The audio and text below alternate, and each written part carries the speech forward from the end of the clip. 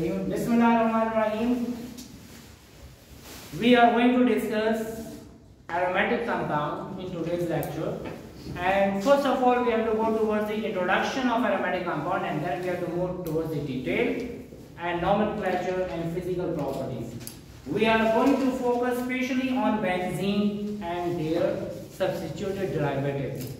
तो सबसे पहले हम एरोमेटिक कंपाउंड को डिफाइन करते हैं कि एरोमेटिक कंपाउंड को एरोमेटिक क्यों कहा जाता है और इसकी हिस्ट्री क्या है।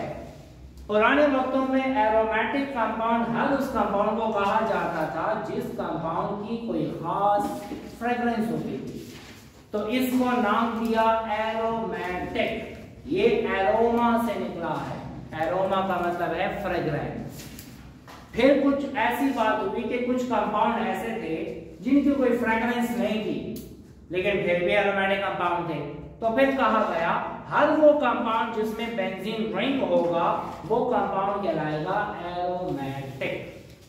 लेकिन फिर कुछ ऐसा हुआ कि कुछ और कंपाउंड डिस्कवर हो गए जो बेंजीन रिंग जैसे नहीं दिख रहे थे, फिर भी एरोमेटिक थे। तो फिर डेफिनेशन चेंज हो गई और कहा हर वो कंपाउंड जो हक्कल रूल को ओबे करेगा वो कंपाउंड एरोमेटिक कहलाएगा। ठीक है, तो मॉडर्न डेफिनेशन क्या है?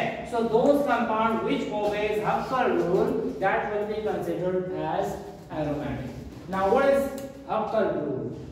हक्कल रूल में हम देखते हैं 4n+2 पाई इलेक्ट्रॉन्स इस फार्मूला को ओबे करेगा तो तब हम कहेंगे कि कंपाउंड एरोमेटिक है। अब मसला ये है ये n क्या है? याद रहे हर एरोमेटिक कंपाउंड को एक खास n की वैल्यू दी गई है, लेकिन वो n की वैल्यू किस बेस पे दी गई है ये नहीं बताया। हम अपनी कन्वीनियंस के लिए ये कह देते हैं कि n is a number of cyclic ring. ये कन्वीनियंस के लिए बता रहा हूं, ये n का मतलब साइक्लिक रिंग नहीं है। n क्या है? n is any number. n is any number. This number may be 0, it may be 1, it may be 2, it may be 3, it may be 4. ठीक है, लेकिन वो नंबर किस बेस पे दिया गया ये पता नहीं, लेकिन हम अपनी कन्वीनियंस के लिए कहते हैं, चलो हम कहते हैं number of cyclic ring value है n की। तो मैं लिख देता हूं what is n? n is any number which ranges from 0, 1, 2, 3 and so on.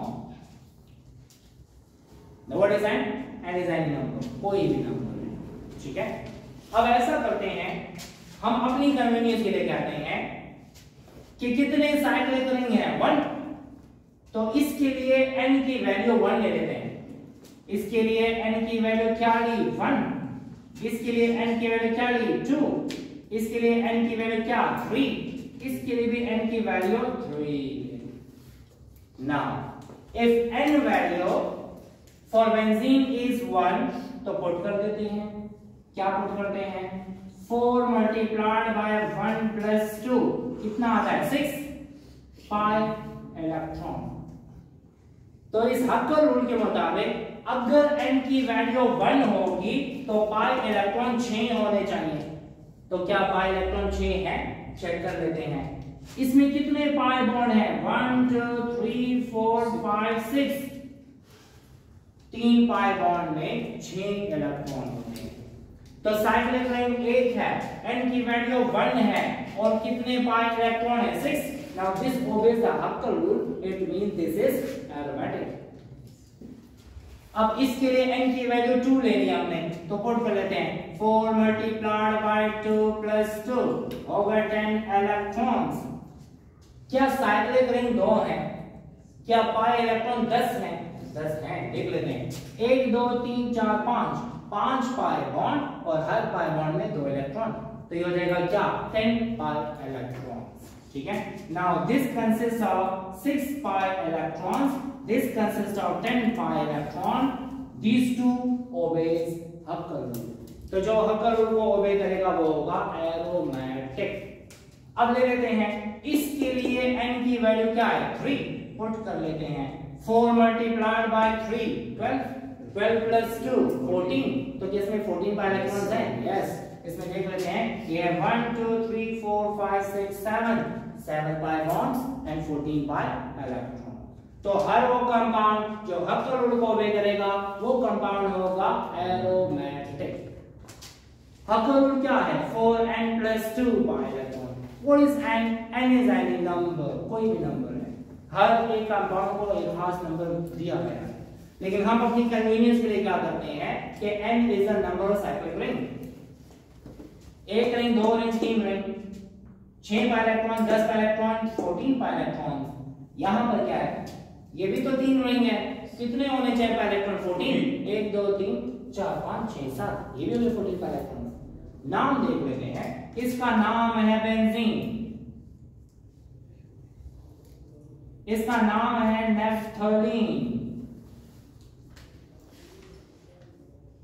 इसका नाम है एंथ्रासीन,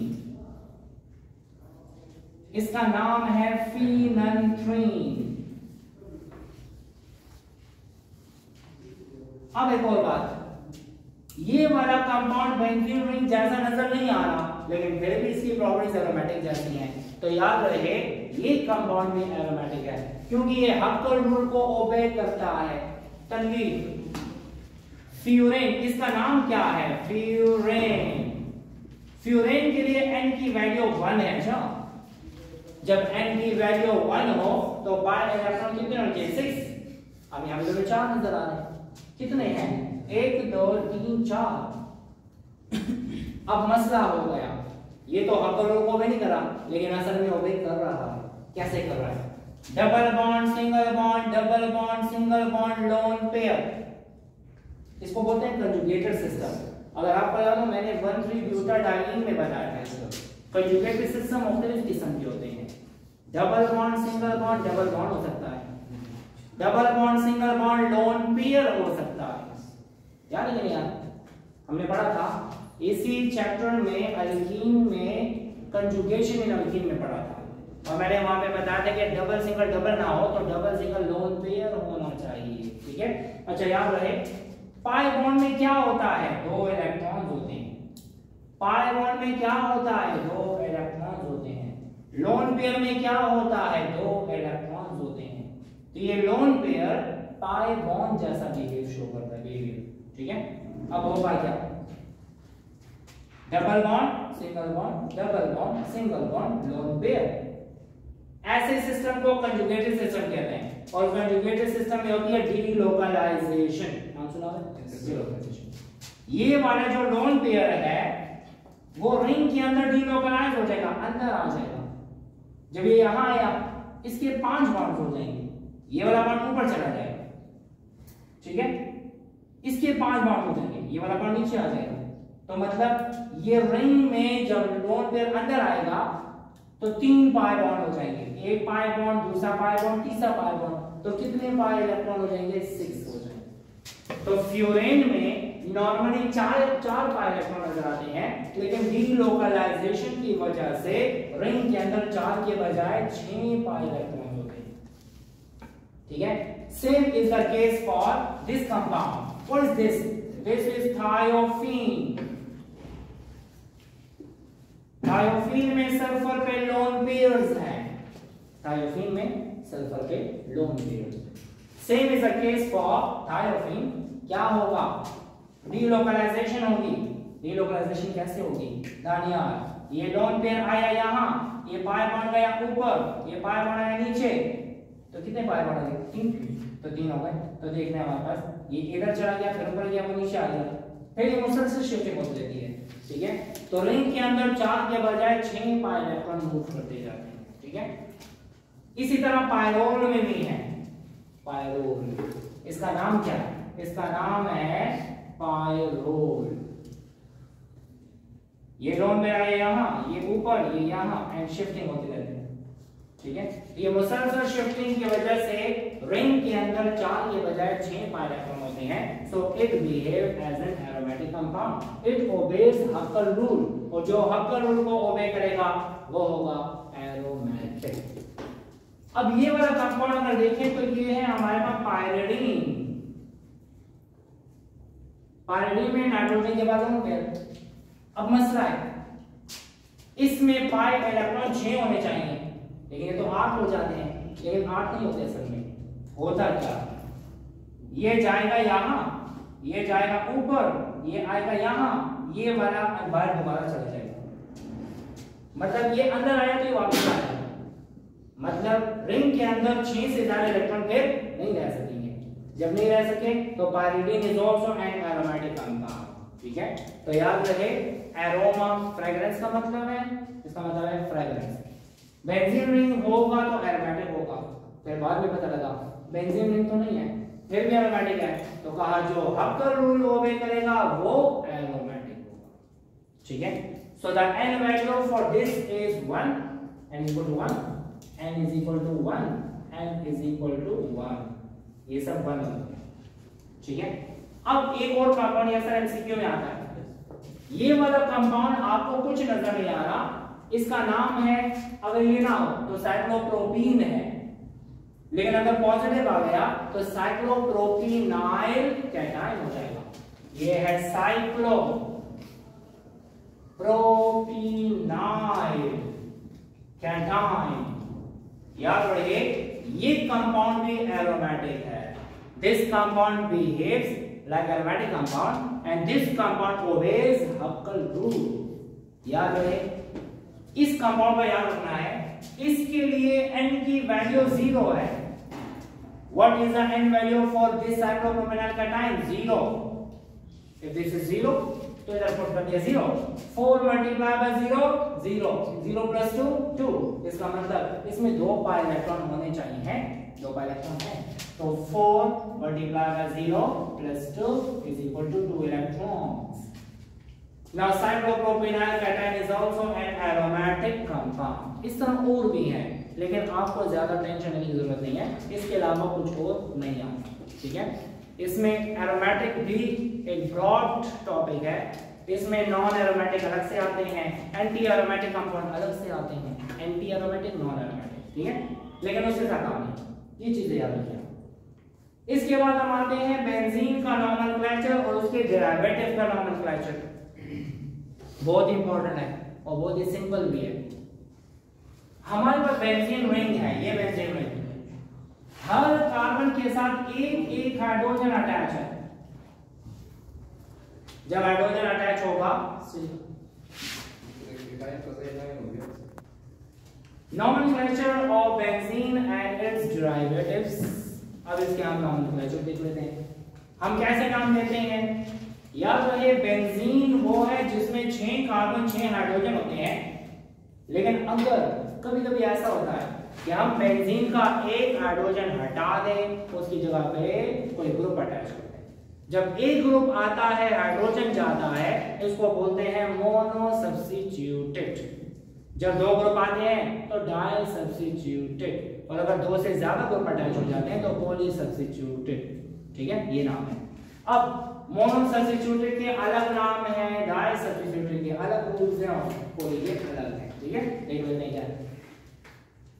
मोनो सब्स्टिट्यूटेड बेंजीन उसको बोला जाता है जिसमें एक हाइड्रोजन जाए और उसकी जगह पे कोई ग्रुप अटैच हो जाए, तो क्या नाम देंगे। अगर कोई ग्रुप अटैच है, क्लोरीन है, तो इसको बोला जाएगा क्लोरोबेंजीन। बेंजीन के नाम से पहले हम ब्रांच का नाम लिखते हैं। अब क्लोरो कहां पर है, क्लोरो 1 पे है, याद रहे तनवीर, जहां पर ब्रांच अटैच होती है उसका कार्बन नंबर 1 होता है, तो हमें 1 लिखने की जरूरत नहीं है। अगर क्लोरीन यहां पर है तो 1 क्लोरोबेंजीन, यहां पर है क्लोरीन तभी 1 क्लोरोबेंजीन, यहां पर है क्लोरीन तो तभी 1 chlorobenzene. So we don't have to mention the position of one branch when benzene is mono substituted, ठीक है। तो हमने सिर्फ लिखना होगा क्या, इसका नाम है क्लोरो बेंजीन, इसका नाम होगा ब्रोमो बेंजीन, इसका नाम है आयोडो बेंजीन, इसका नाम है नाइट्रो बेंजीन। तो मोनो सब्स्टिट्यूटेड बेंजीन में कोई भी ग्रुप अटैच हो जाए तो हम पहले उस ग्रुप का नाम लिखते हैं followed by the name of benzene. लेकिन कुछ मोनो सब्स्टिट्यूटेड ऐसे होते हैं जिनके स्पेशल नेम्स बन जाते हैं। फॉर एग्जांपल जब बेंजीन के साथ मिथाइल हो तो इसको हम यूजुअली मिथाइल बेंजीन नहीं कहते, हम कहते हैं टोलुईन। स्पेशल नेम, इसका नाम क्या है? टोलुईन। और जब OH अटैच हो तो फिनोल कहते हैं, और जब NH2 अटैच हो तो एनिलीन कहते हैं। जब कार्बोक्सिल ग्रुप हो तो बेंजोइक एसिड कहते हैं। और जब OCH3 हो, मिथॉक्सीबेंजीन हो, ये मिथ ऑक्सी है, मिथॉक्सीबेंजीन, इसको बोला जाता है एनिसोल। ये है बेंजीन और एल्डिहाइड, इसको बोला जाता है बेंजल्डिहाइड।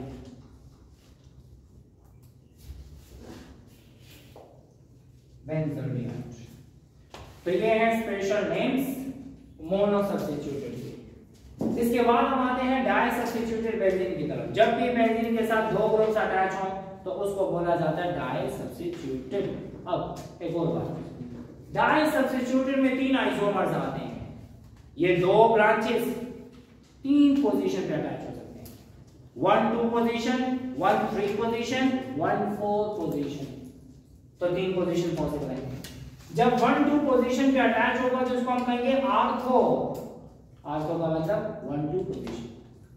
जब 1 और 3 पे अटैच होगा तो बोलेंगे मेटा पोजीशन, और अगर 1-4 पे अटैच होगा तो इसको बोलेंगे पैरा। तो याद रहे, डाई सब्स्टिट्यूटेड बेंजीन में हम इस्तेमाल करते हैं ortho, meta, para. Only di substituted, poly substituted में ये चीज इस्तेमाल नहीं होती। ठीक है, अब देख लें, 2 ब्रांचेस अटैच हैं, ये भी क्लोरीन है, ये भी क्लोरीन है, तो हमारी मर्जी है। इस क्लोरीन को कार्बन नंबर 1 कह देते हैं। जब कार्बन 1 ये है तो नंबरिंग कैसे करेंगे? क्लॉकवाइज, क्योंकि नेक्स्ट ब्रांच वहां से करीब पड़ी है।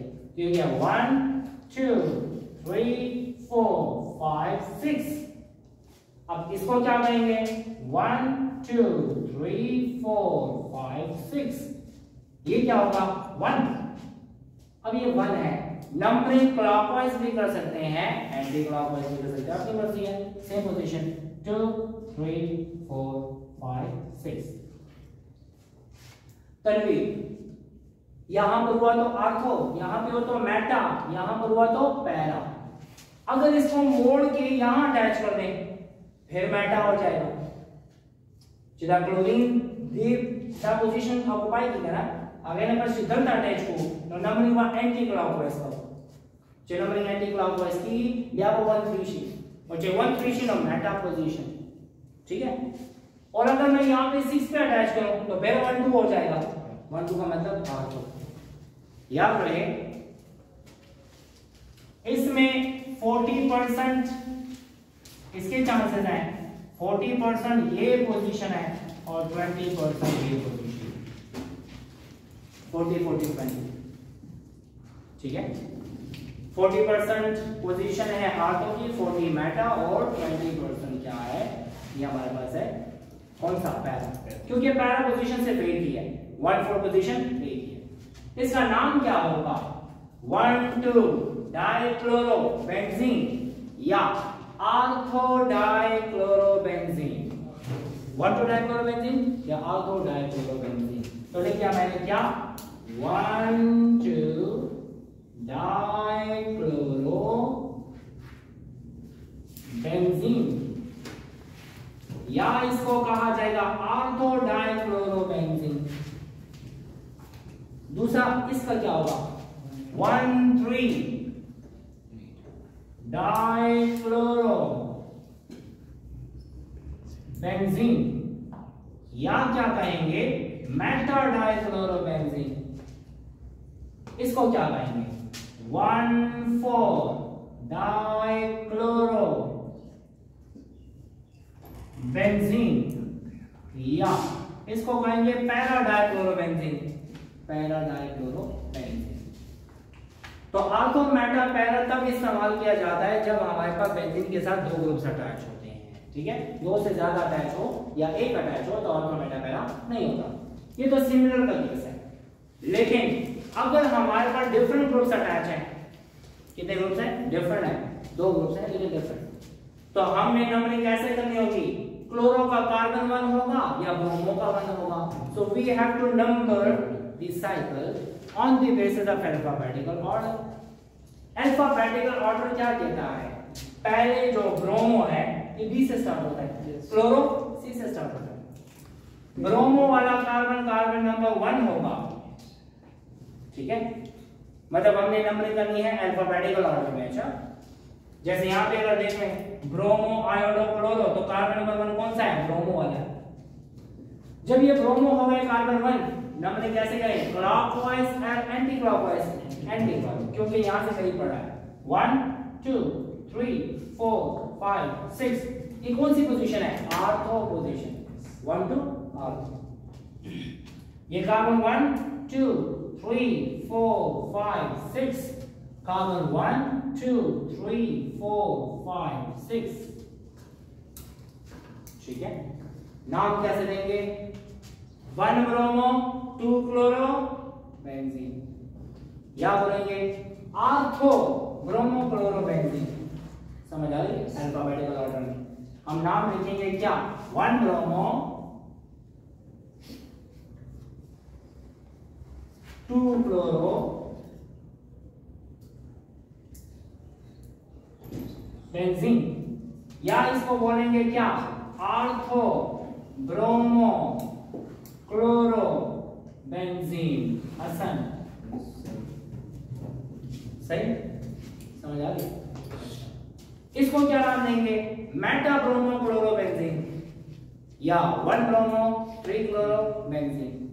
इसका क्या नाम है? पैरा ब्रोमो क्लोरो बेंजीन, या 1 ब्रोमो 4 क्लोरो बेंजीन, ठीक है। हम यहाँ पे लिख देते हैं, इसका नाम है 1 ब्रोमो 3 क्लोरो बेंजीन, या क्या बोलेंगे? Meta bromo chloro benzene. ये क्या है? Para bromo chloro benzene. लिख लेंगे ना? यस, ठीक है। अब आते हैं एक और चीज पर। कभी कभी डाई सब्स्टिट्यूटेड बेंजीन में एक ग्रुप ऐसा होता है जो फंक्शनल ग्रुप होता है। कौन सा ग्रुप? फंक्शनल। जैसे फॉर एग्जांपल ये 2 ग्रुप्स हैं, एक मिथाइल है, मिथाइल की वजह से नाम क्या है? टॉलुइन। तो जब ऐसी सिचुएशन आ जाए कि एक हो जाए फंक्शनल ग्रुप, तो फिर हमने अल्फाबेटिकल ऑर्डर को नहीं देखना, फिर फंक्शनल ग्रुप वाले कार्बन को कार्बन नंबर 1 कहेंगे। ब्रोमो तो पहले आता है, मिथाइल तो बाद में आता है, लेकिन हमें अल्फाबेटिकल ऑर्डर यहाँ पे फॉलो नहीं करना। जब कोई ऐसा ग्रुप आ जाए जिससे से स्पेशल नेम आता हो, तो फिर स्पेशल नेम वाला कार्बन नंबर 1 होगा, दानिया, ठीक है।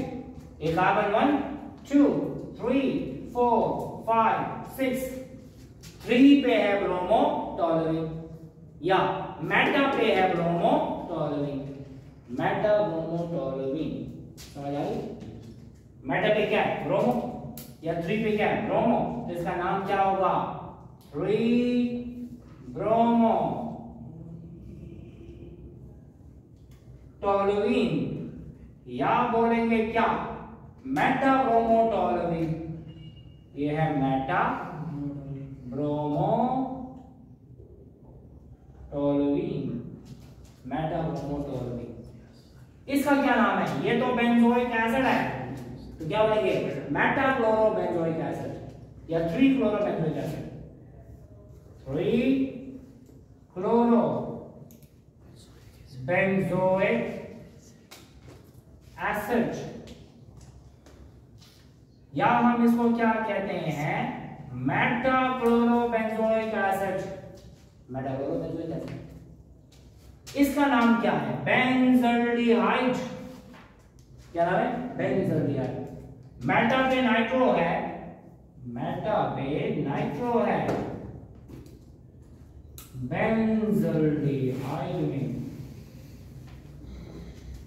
Meta nitro benzaldehyde.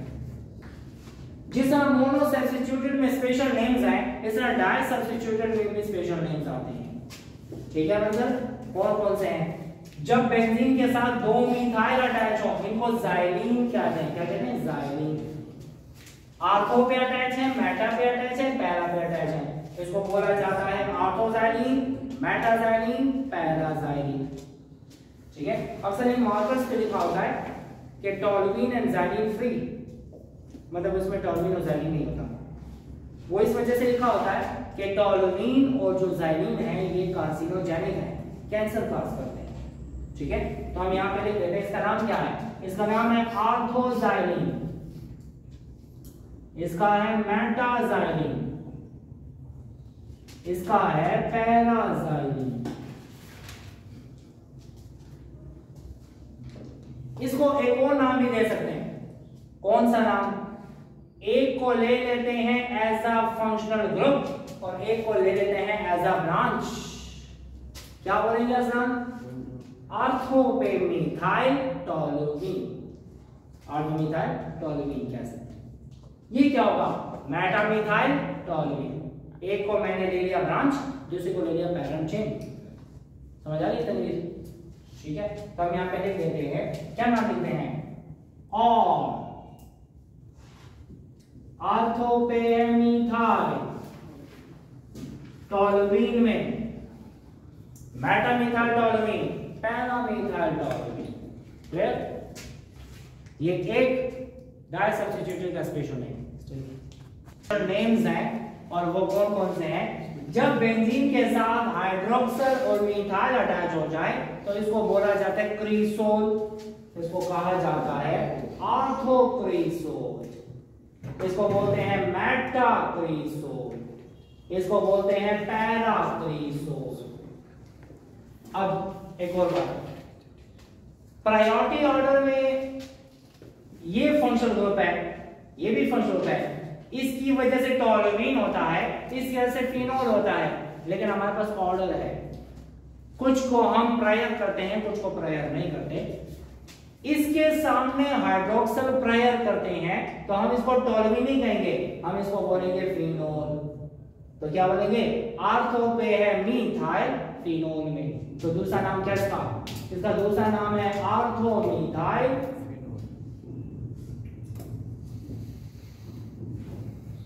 फिनोल। ये क्या है?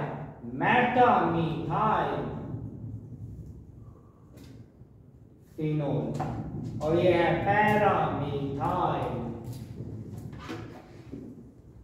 फिनोल।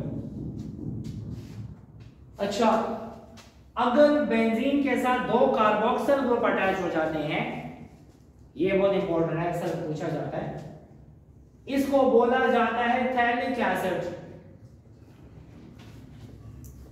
आर्थोथैलिक एसिड, मेटाथैलिक एसिड, और ये है पैराथैलिक एसिड।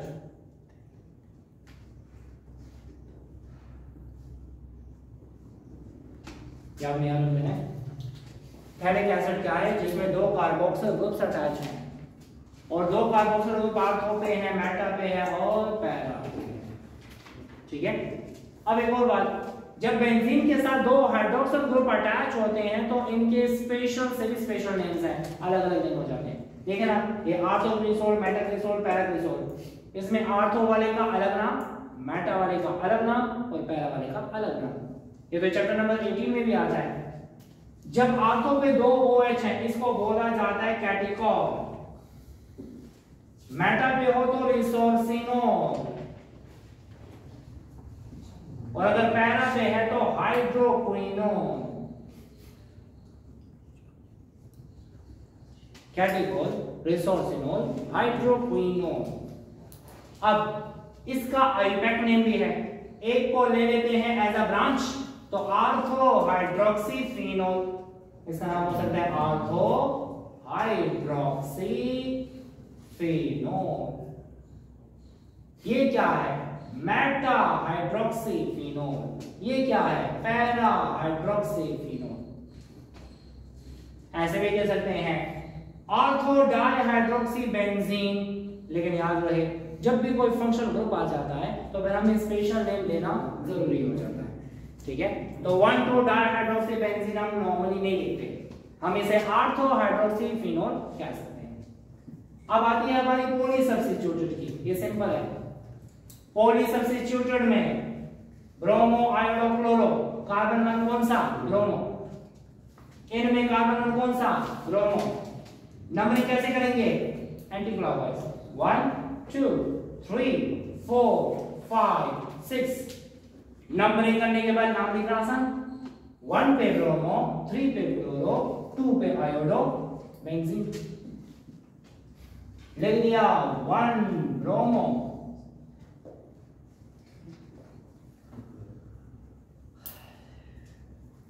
3 पे है क्लोरो, 2 पे है आयोडो, रह गया बेंजीन, तो लिख दिया बेंजीन। इसका भी नाम लिख सकते हैं। कार्बन 1 2 3 4 5। नाम लिख लेंगे इसका।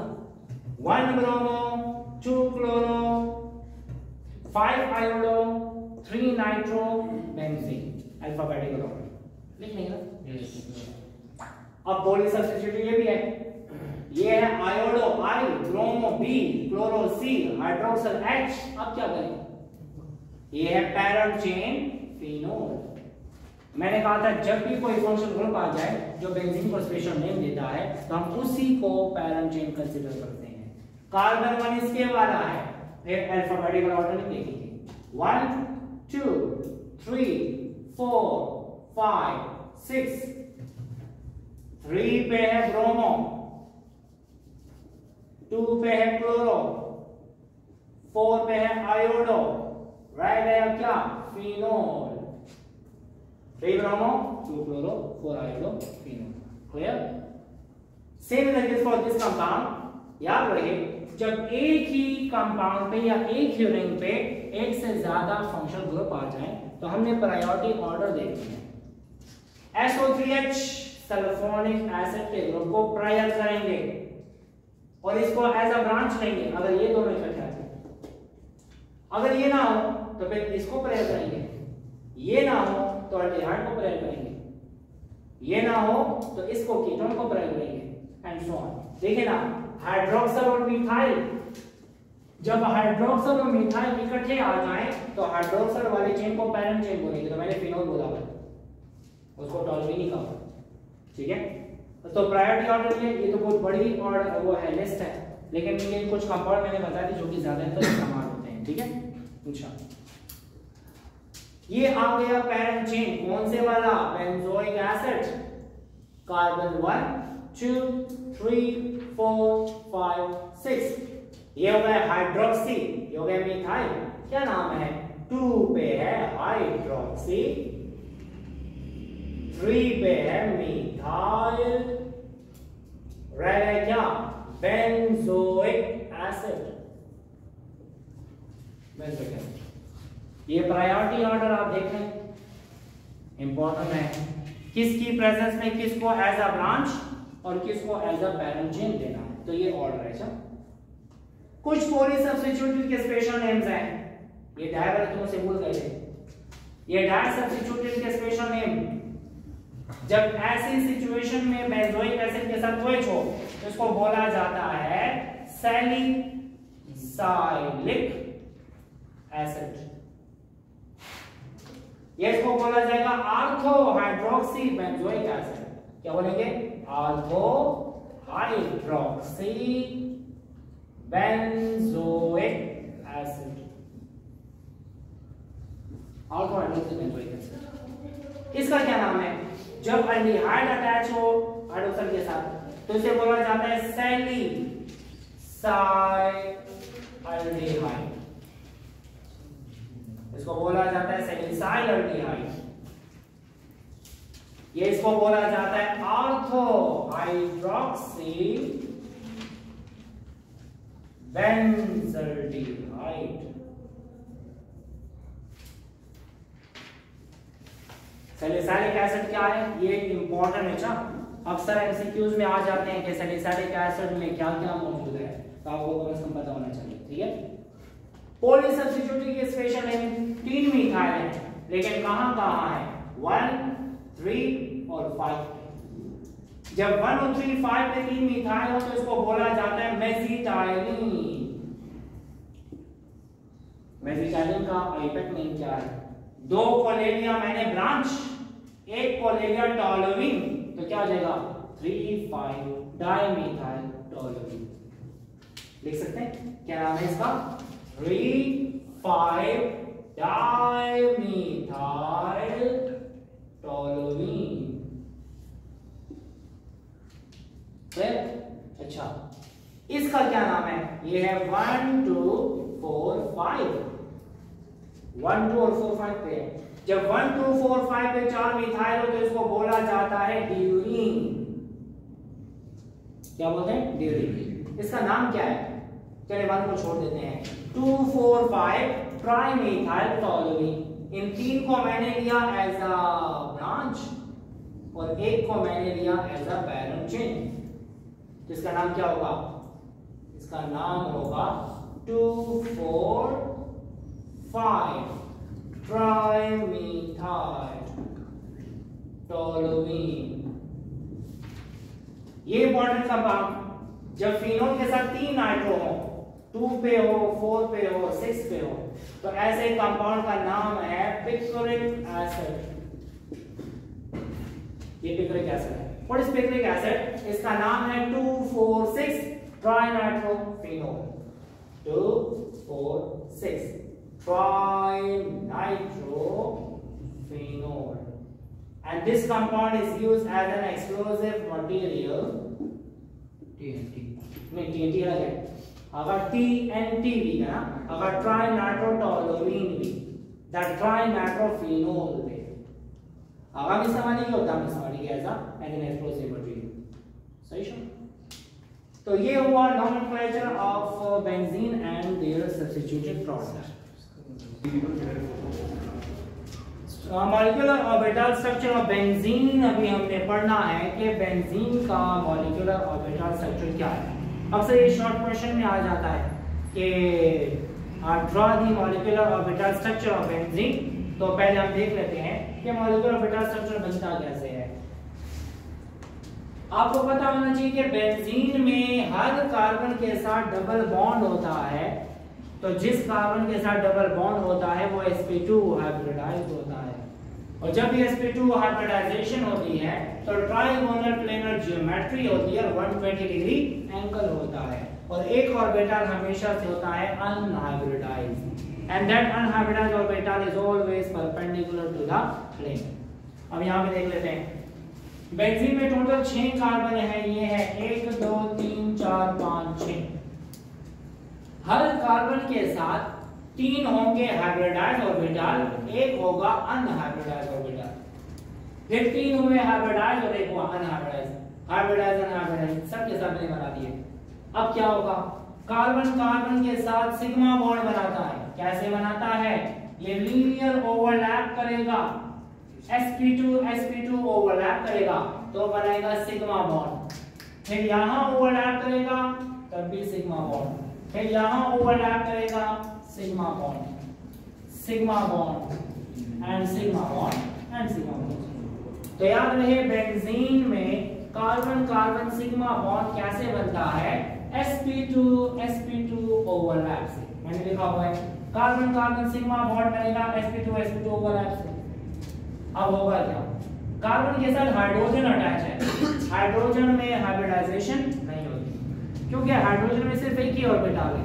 जब एक ही ऑर्बिटल है तो मिक्सिंग नहीं होती। हाइड्रोजन का s ऑर्बिटल और कार्बन का sp2 ऑर्बिटल ओवरलैप करके बनाता है सिग्मा बॉन्ड। इधर ओवरलैप करेगा सिग्मा बॉन्ड, इधर ओवरलैप करेगा sigma bond, sigma bond, sigma bond and sigma bond. अक्सर पूछा जाता है कि बेंजीन में कितने सिग्मा बॉन्ड्स हैं? तो 12 सिग्मा बॉन्ड। 6 कार्बन कार्बन के दरमियान और 6 कार्बन हाइड्रोजन के दरमियान।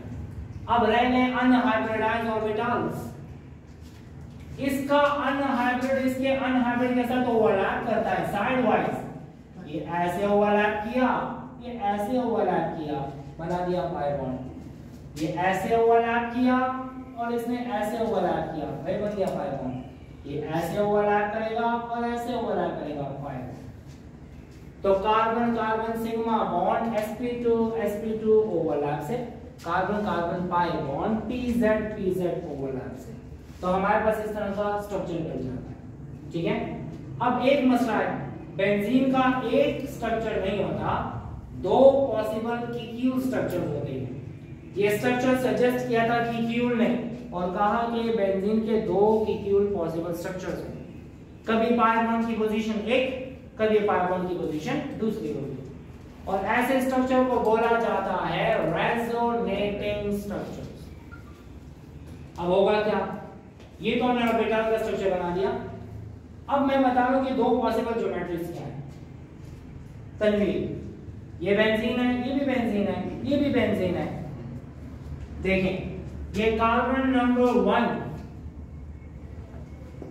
ये कार्बन 1 है, ये कार्बन 2 है, 3 4 5 6 1 2 3 4 5 6 1 2 3 4 5 6 1 2 3 4 5 6।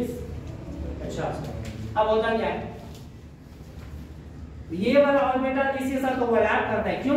क्योंकि पैरेलल है एक दूसरे के। जब ओवरलैप करेगा ऐसे और ऐसे, बनेगा कौन सा, पाई बॉन्ड। फिर ये ऐसे और ऐसे, पाई बॉन्ड, ऐसे और ऐसे, पाई बॉन्ड।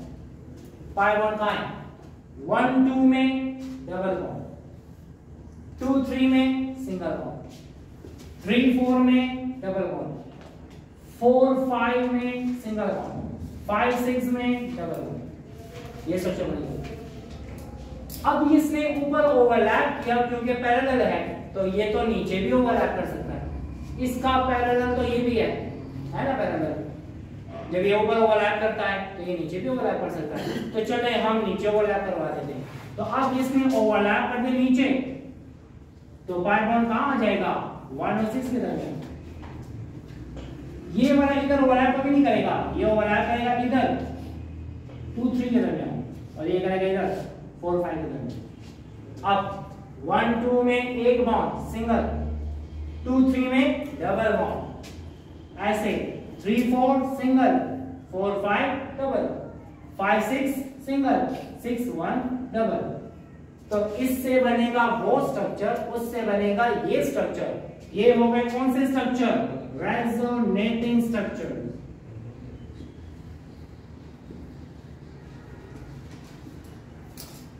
ये रेजोनेटिंग स्ट्रक्चर्स हैं। ये उसमें कन्वर्ट होगा, ये इसमें कन्वर्ट होगा, शिफ्टिंग होती रहती है।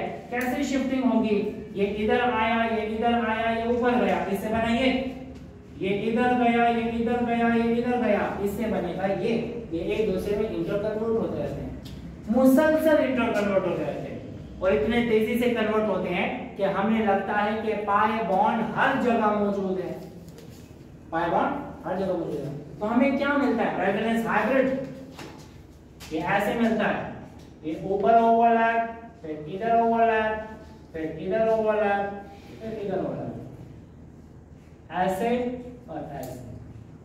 ऊपर पूरा का पूरा प्लेन बना दिया, फिर नीचे बनाएगा ये ऐसे, फिर ऐसे,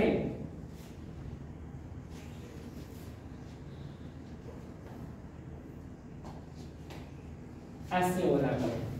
तो जब हम इसको लिखें 3 डायमेंशनल है, बेंजीन रिंग दरमियान में, electronic cloud above the plane and below the plane, पूरा का पूरा एक डीलोकलाइज्ड सिस्टम बना देता है। डीलोकलाइज्ड इलेक्ट्रॉन किसे कहते हैं, when an electron is attracted by more than 2 nuclei। यहां पर एक इलेक्ट्रॉन पे 6 न्यूक्लियस की अट्रैक्शन है, तो जब न्यूक्लियस की अट्रैक्शन ज्यादा होगी तो इलेक्ट्रॉन को निकालना मुश्किल होता है।